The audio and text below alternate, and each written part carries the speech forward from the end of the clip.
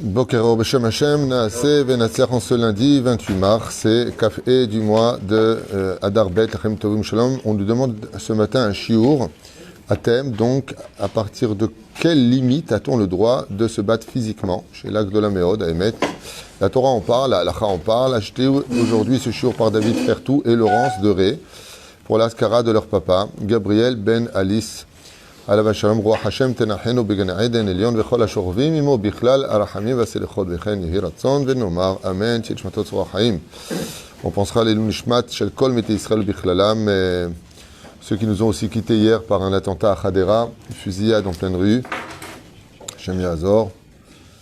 Yanet nishmatam veikom damam be'ezrat Hashem. ובכן, ז'ילו יום טוב בן יסמין ידום, מרדכי בן דוד, עטיה, אלי אלמן בן מזל, שרה בת חנינה, ששון בת אסתר, נילי בת שבע, פולט קלפות נג'מה בת לאוני, מרדכי בן רחל, רוני מחלוב בן שרה, ג'ורדן יהודה בן אניאס, אריאל, רולון, חי, ציון בן מרים, ורוח השם תנחנה מגן עדן עליון, וכל חולי ישראל, שנים זמירה בת אליסה אישה, אסתר ליבי בת יעל, ניסי מחמן בן רחל הודיה, שלמה ז'אן-לוק בן זעירה, ענה אלנר רפנלו, מאיר ברוך בן ראש שרון, מזל, שמעיה שלמה בן ג'ואנה, וכן ברוך בן רות סופן, מאיר היקר בן רות סופן, חיה רוחמה אסתר בת רבקה, ינון בן חי רותי, חיילי ברכה בת מתנה שרון, ינאי בן אסתר, שרת על בת מרים, וכן מורת אמי, וטוב למלד ישראל qu'on n'a pas cité, bien entendu, une grande הצלחה pour tous nos tormim, tous ceux qui nous regardent, que Dieu vous bénisse sur tous vos chemins, Bezrat Hashem, Shem Shamaim Kimouvan, l'Agdil Torah ou les Hadira. Alors, à partir de quand on a le droit, ou quelles sont les limites pour se battre? D'abord, il faut savoir que, tout comme il y a une mitzvah de ne pas se battre, comme le dit la Mishnah, Aleph, Perek Revi, de Masechet Avot, Ezeu Gibor, Ekovesh et Titzrol, la Gemara nous dit dans Masechet Avot que ce qui fait d'un homme un homme puissant, un homme fort, ce n'est pas celui qui se lève et qui se bat, c'est celui qui aurait pu se lever et se battre et qui se maintient. Lui est considéré comme étant le gibor. Il est beaucoup plus facile de se retenir de frapper quand on a envie de frapper que de frapper. Se frapper, ça permet de vider ses nerfs. Verrouler.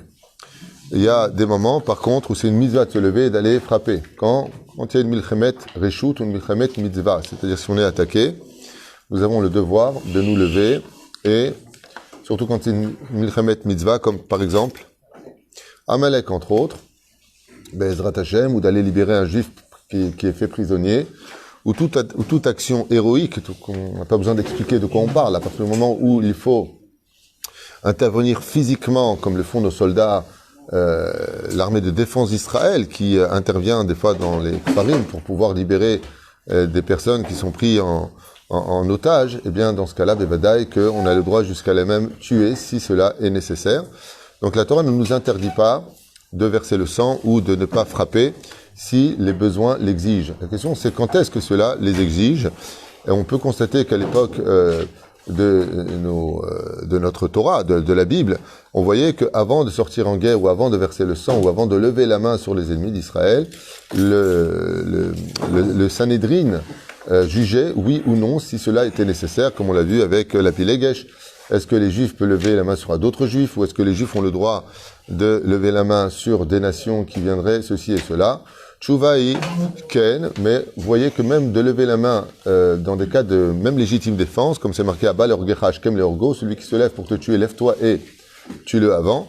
Donc oui, il y a c'est pas dans tous les cas, Mapitom, on reste à sa place. Non, il y a des moments dans la vie, on verra d'autres cas, Bezrat Hashem, au fur et à mesure de ce shiur, où il y a lieu de se lever physiquement et de frapper mamash.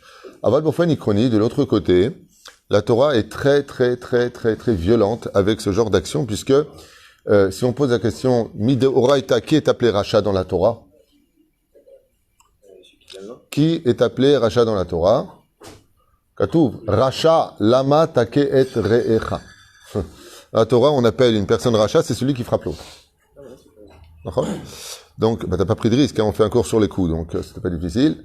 Racha lama take et re'echa. Racha, pourquoi lèves-tu la main sur ton prochain? On a vu des exemples encore beaucoup plus graves dans la Torah.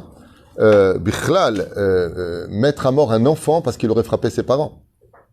Ou alors encore plus léger, mais plus grave encore, maudire une personne qui lève la main sur ses parents, par exemple. Ad kedekar shadvarim em chamurim. Il y a aussi des cas On a vu les plus grands d'Israël lever la main sur leurs parents et même tuer leurs propres parents. Et ils ont été bizarrement récompensés pour cela, comme Hiskiou Amelech, qui a tué son propre père, lui-même, il a laissé personne le faire, parce qu'il avait un digne de Messite, c'est-à-dire qu'il incitait les autres à s'éloigner de Dieu, de pratiquer l'idolâtrie. Et donc, quand Hiskiou Amelech, ce grand sadique qui était considéré comme le Mashiach de son époque, a dû mettre à mort son père, il n'a même pas laissé la mitzvah à quelqu'un d'autre, c'est lui-même qui l'a fait. Donc on voit une fois de plus des situations d'extrême où celui qui manque de respect à son père, celui qui frappe son père ou maudit son père ou sa mère, on voit que la Torah le maudit ou elle le met carrément à mort. De l'autre côté, on voit un petit peu le contraire. Donc c'est pas big deal de dire qu'une personne qui frappe, elle est automatiquement ceci ou cela. Ça dépend de quoi est-ce que l'on parle, ça dépend de quelles circonstances on parle, ça dépend si c'est une mitzvah ou pas. Tout comme Dieu t'ordonne de ne pas tuer, Dieu t'ordonne de tuer. Tout comme Dieu t'interdit de frapper, Dieu te demande des fois de frapper. Aval, dans quelles circonstances? C'est ce qu'on va essayer d'étudier ensemble. Là, on a pris des cas midéoraïta, des cas de la Torah elle-même. Le Messite, on n'a pas le droit d'avoir de pitcher pour lui, on n'a pas le droit de prier pour lui, on n'a pas le droit de. Et la reine, ce sont des cas que la Torah nous dit que Bémet, moutard. De l'autre côté, on voit que le fait de frapper est tellement grave que le Lachon Hara, ou le pire, le Motzi Shemra, sont considérés comme des coups plus graves que de frapper. Ça veut dire qu'il faut savoir une chose, c'est que c'est moins grave de donner une gifle à une personne que de dire un Motzi Shemra sur lui. Parce que quand tu donnes une gifle, tu es mitmaked be'ezor, c'est-à-dire que tu donnes un endroit ici. Par contre, le Motzi Shemra, ça part sur énormément de chemins qui sont irrécupérable. Tu as giflé une personne, tu lui demandes pardon, à l'endroit même où ça s'est passé, tu as réglé le problème. Tu as fait un moti shemra, tu demandes pardon, tu n'as pas réglé le problème. Comme l'explique le Chafetz Chaim, comme l'explique le Ben Ishraï, comme l'explique Kama vechama vechama et Poskim, que là, ça devient très très compliqué. Ce qui fait que des fois, les paroles sont pires que les coups. C'est-à-dire, on peut oublier un coup qui a été donné, mais on n'oublie pas une parole qui a été donnée. La reine Zélo, kolkarkal, de prendre cela en compte. Maintenant, on va voir un petit peu de quoi est-ce qu'on parle quand on parle de lever la main. Alors, pourquoi on dit lever la main? L'arim yad, ou irim yad alay. On penserait que ce serait frapper. Tchouva ilo. Lever la main dans l'air, en guise de menace, c'est considéré dans la Torah comme étant déjà frappé. Des fois, il arrive que les tsaréno arabes, les enfants parlent avec les parents avec beaucoup d'émotions, avec beaucoup de nerfs. Et ils font des gestes avec la main devant les parents, c'est considéré dans la Torah comme étant frappé. Pourquoi? Parce que quand Moshe Rabbeinu alav shalom, il parle de Datan et Abiram, le Racha, la Mataket et Echa, Chazal, ils disent qu'il n'a pas vraiment frappé l'un et l'autre, ils avaient les mains prêts à se menacer l'un et l'autre. Et la reine, rien que de dire à une personne, comme des fois tu parles avec une personne, tu mets la main devant le visage. Il n'y a pas besoin de frapper, c'est déjà considéré dans la Torah comme non seulement un manque de savoir-vivre, mais c'est déjà aussi considéré comme un coup. Chen Adam, Bezrat Hashem, se doit de se forcer toujours de prendre ses distances et de travailler ses émotions. Parce que tout ça, bien entendu, vient essentiellement de l'émotion et particulièrement chez les animaux de l'ego. L'ego. Même si de l'autre côté, on peut avouer franchement, surtout dans notre génération, qu'il y a vraiment des gens qui méritent Masechet Makot. Il y a vraiment des gens qui sont un peu bizarres, il y a beaucoup de gens qui ne comprennent que ça d'ailleurs, des gens qui comprennent que le domaine de la violence, comme on dit, on éteint le feu par le feu. C'est ça. Un feu de forêt, comment tu l'éteins? Il suffit simplement de créer une lisière de feu qui devient de la braise, le feu de la forêt arrive dessus, elle s'éteint automatiquement. Donc il y a des gens qui... Tu peux essayer, tu verras, ça marche. Et donc, automatiquement, à partir du moment où une personne ne comprend que ce système-là, c'est-à-dire que le langage de sa personne, c'est que la violence, des fois, on ne peut agir autrement que par son langage à lui. On parle son langage. Zematsav lo naïm, avalifamim enbrera. Il y a des gens qui te cherchent et qui te cherchent et qui te cherchent. Aval, le mieux à faire, bien entendu, c'est de fuir. De ne pas être au même endroit. C'est une raison pour laquelle Yaakov Avinu alav shalom, il y a marqué Becharkes, quand Rivka était enceinte, les deux jumeaux se battaient à l'intérieur et Yaakov voulait sortir. Pourquoi? L'Orotzel arrive. On a vu des cas dans la Torah où il y a eu des coups qui ont été donnés. Par qui? Question pour un champion. Il a fait Méod. Moshe Rabbeinu va lever la main et frapper qui? Un Égyptien. Bravo. On voit Moshe Rabbeinu frapper l'Égyptien. il y a marqué qu'il l'a tué avec 3 choses, dit Rashi. Il y en a qui disent Be'egrof, d'accord? Il y en a qui disent avec un marteau, donc il y en a qui disent avec le coup de poing, il y en a qui disent avec un marteau, il y en a qui disent avec le nom de Dieu. Asher Amarta, comme tu l'as tué. D'accord? Féméod, on a vu qu'il va frapper aussi les Égyptiens, les bergers de Midian, qui empêchaient Tzipora de pouvoir s'approcher du puits en phase de conversion, donc elle était mise vraiment de côté. Et donc Moshe Rabbeinu intervient, Bruce Lee, il règle le problème très rapidement. Pourquoi il a réglé le problème? Parce qu'il a vu que le langage n'aurait pas sa place. Bizarrement, il y a une injustice qui est faite, et étant donné qu'ils ne comprennent pas différemment, Moshe intervient. C'est là. Il y a d'autres cas comme ça? Il y a un autre cas. Hein? Caïn et Abel, ouais, Caïn c'est un meurtre. Non, on parle de frapper, dès qu'on parle des personnes héroïques. Hein? Jacob et l'ange. Jacob et l'ange, effectivement, c'est un combat un peu spirituel, Jacob et l'ange, mais on voit effectivement qu'il se blesse en tout cas au niveau de l'ange. À la fin, il est blessé. Et la Torah, effectivement, nous parle de situations. Hein? Non, ça c'est guerre Eshut Mitzvah, c'est guerre Meslicha, c'est guerre Mitzvah. On parle pas de ça, on parle de la Torah elle-même. En tout cas, dans l'ensemble du Tanakh, on ne voit pas beaucoup ce genre de choses. On semble la Torah, un homme qui lèverait la main sur l'autre est vraiment considéré comme rachat. Quel est le din de cette situation? Il y a aussi la mère de David Améler. Avec la savate?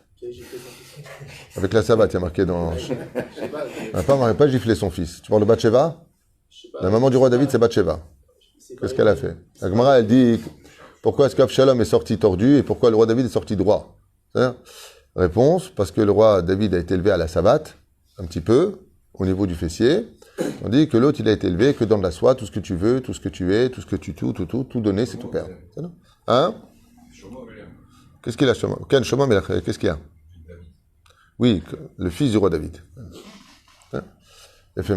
Être élevé à la dure, de lever la main sur ses enfants, Zedavar, Shou Lotov, mais il y a aussi des lois, al-pi halacha, donc j'en profite puisque je voulais dire Torquede Sicha. Aval, on a le droit de lever la main sur nos enfants, au niveau du fessier uniquement, mais que jusqu'à 6 ans. Ça veut dire que si notre enfant insiste lourdement à vouloir absolument, je vais m'attaner, jamais au visage, on peut, dans ce cas-là, lui donner une tape dans les fesses. Vélo, plus. Et pourquoi pas au-dessus de 6 ans? De peur qu'il te le rende. Donc, après, on passe à la punition de, va dans ta chambre, tu copieras, tu feras, je sais pas, donne-moi ça, tu n'auras pas ça, toutes sortes de choses. Le visage, en aucun cas, puisque l'homme est fait à l'image de Dieu, ça ne veut pas dire que l'homme a un visage comme Dieu a un visage. On parle des 5 points qui sont situés sur le visage qui correspondent à des noms divins. C'est de ça dont on parle. Dieu existe à travers des noms divins. L'œil droit, l'œil gauche sont composés de ces lettres. Le nez, la bouche, c'est là. C'est de ça qu'on parle, qu'on appelle Chokhmat HaPartsouf. C'est là. Advarim Kaelez et Meot Chamour, c'est extrêmement grave.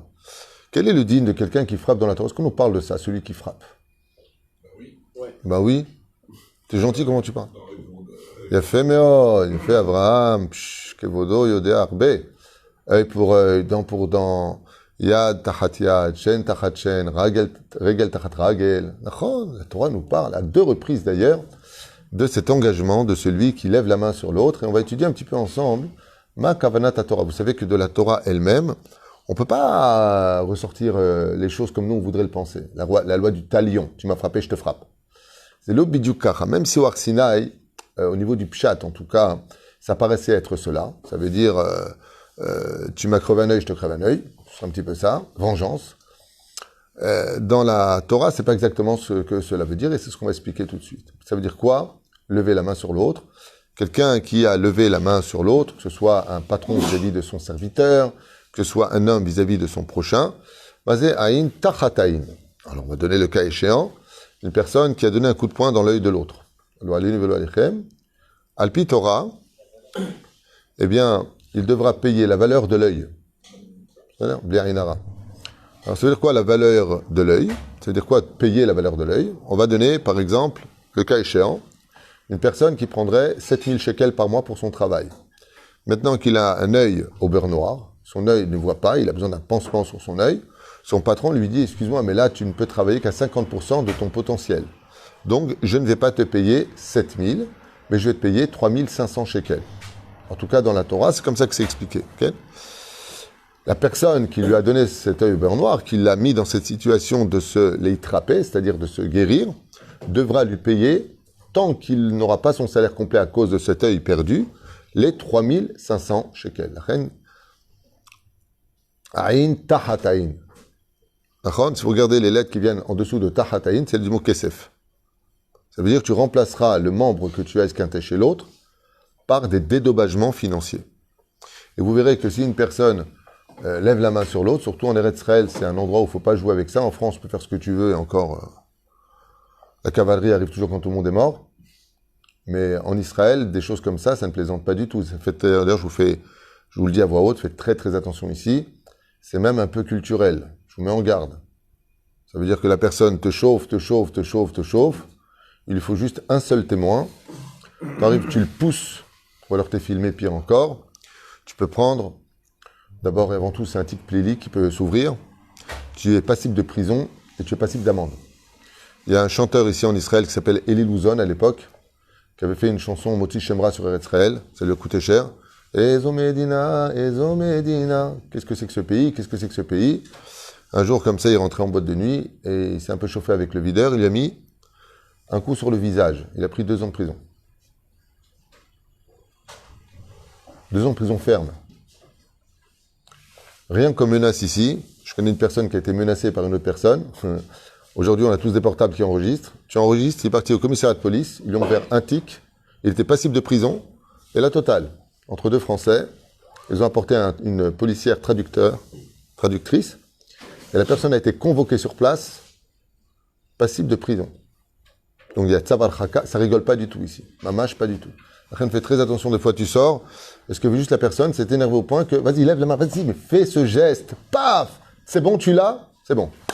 100 000 shekels, et tu peux être passible de prison. Dommage à intérêt, passible de prison, la totale. Faites très très attention à cela ici, il y en a qui se jouent de ça. Comme il y a dans d'autres pays qui se jettent sous la voiture pour avoir l'assurance, c'est, ils donnent des coups comme ça sur la voiture, aïe, voilà. C'est pour ça que c'est bien de mettre des caméras au niveau de la voiture, parce qu'il y a beaucoup de gens qui se prennent pour des acteurs. La Torah nous dit dans ce cas-là que quand tu frappes quelqu'un, tu te dois de le dédommager du membre qui a été frappé. Il y a des cas où Behemet Zéouzé, ça veut dire, on a vu dans la Torah à maintes reprises que par exemple, quand la femme de Rabbi Akiva se lève pour accueillir son mari, les élèves sont prêts à la lapider. Lama, parce qu'elle est hautaine. Une personne qui, chas v'shalom, par exemple, dans une bête à Knesset, quelqu'un rentre pour voler les tzedakot. D'accord ?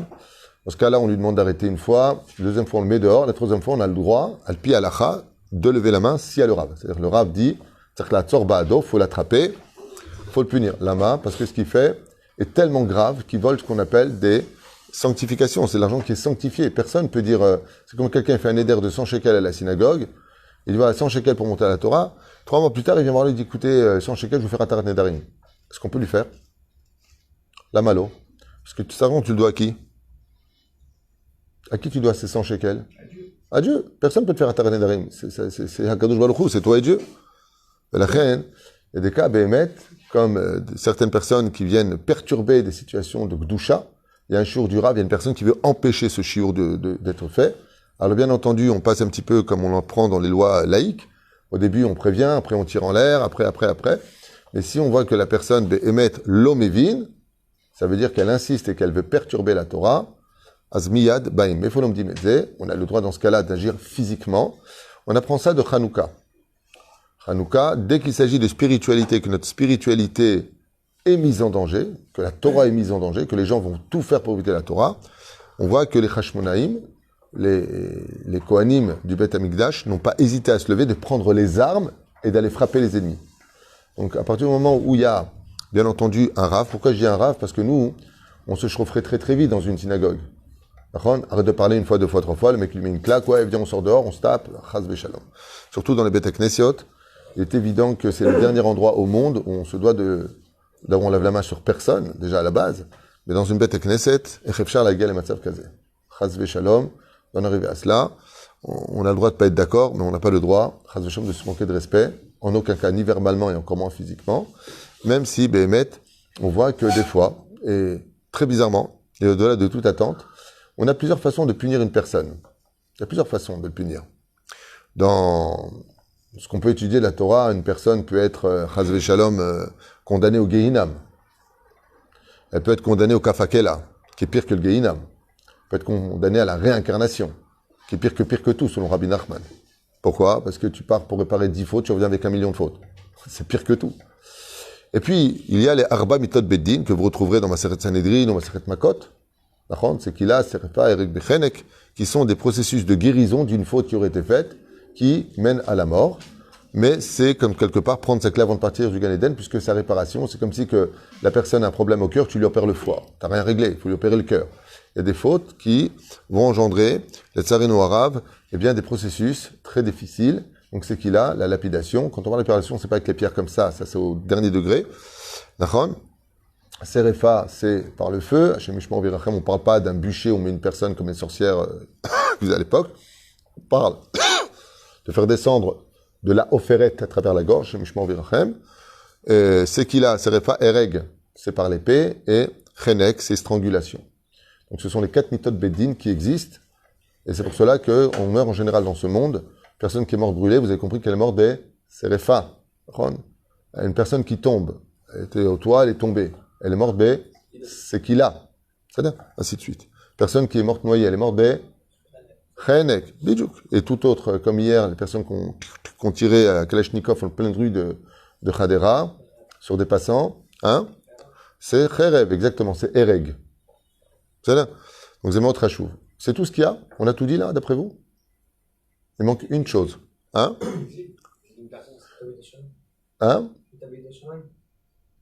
ça c'est encore autre chose. La mort du ciel, l'exil fait partie de... Il y a encore une punition. Malkout. Chayav Malkout.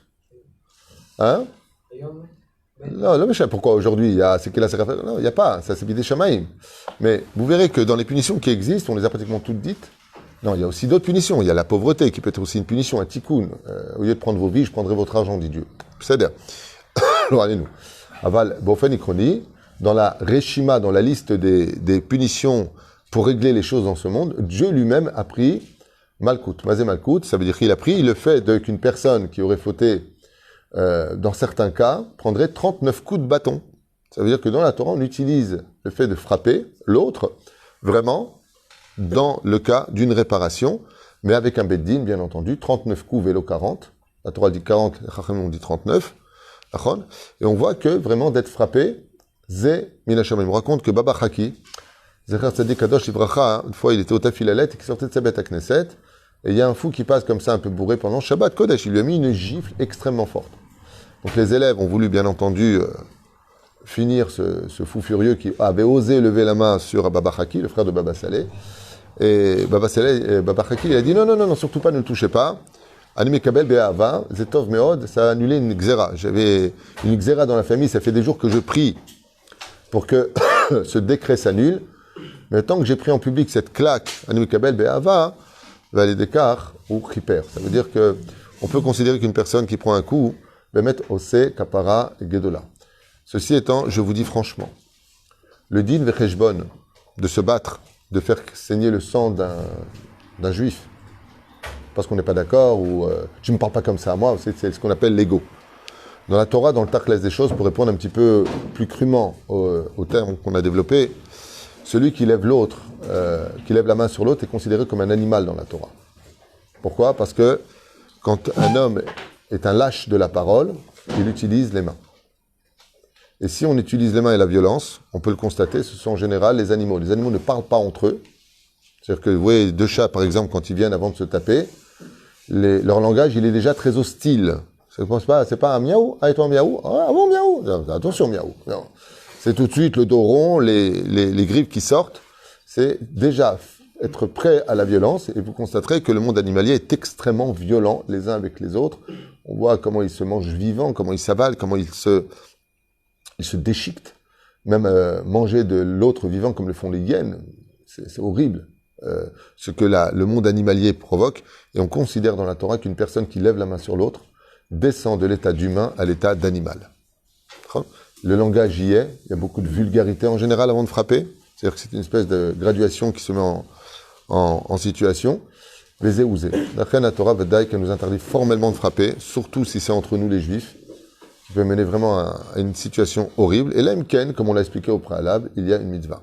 Ceci étant, juste avant de finir ce shiur, j'aimerais vous dire que c'est une grande mitzvah, pas de la Torah ni des Rabbanan, mais c'est une grande mitzvah d'apprendre à se défendre.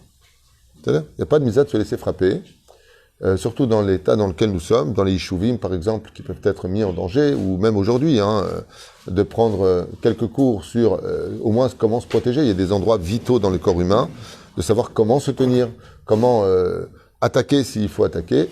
Il n'y a aucun issour dans ce domaine. Je dirais même que dans notre génération particulière, qu'on soit ici ou ailleurs, c'est très important de savoir se défendre. Il n'y a pas de honte à cela. Par contre, de faire des compétitions de boxe, monter sur les rings et de se taper comme le feraient certaines personnes, pas shoot que c'est assourd. On n'a pas le droit de monter sur un ring et de mettre l'autre KO. De plus, c'est marqué dans Masechet Avot, Binfol oivecha altismach. Quand tu vois ton prochain, ton ennemi même, qui tombe par terre, altismach. Et donc vous avez des combats de boxe qui sont organisés entre des juifs. L'autre, il lui met KO, il tombe par terre, il lève les bras, il est hyper content, alors que l'autre est par terre, il fait un issour chamour de la Torah. En beze shum mitzvah chas veshalom. On a le droit de s'entraîner. On a le droit de s'entraîner, on a même le devoir pour moi, je le dis à voix haute. Une fois, il y a un rave qui avait dit, il faut que le monde religieux apprenne à se défendre. Au lieu de, tu sais, le mec qui prend un couteau, il fait ça, et l'autre, il fait, non, apprends à te défendre, apprends à prendre tes distances, sache désarmer une personne, donne un maoshigiri, kakatogiri, soukri, l'odea, msoukri, apprends à te défendre. Il faut frapper, faut apprendre. En beze shum issour, d'apprendre à se défendre, mais de ne pas l'utiliser, chas veshalom, à mauvaise science, ce qui pourrait faire de toi, non pas un tzaddik, mais un rachaken. C'est-à-dire que Moshe Rabbeinu, il apprenait à se battre.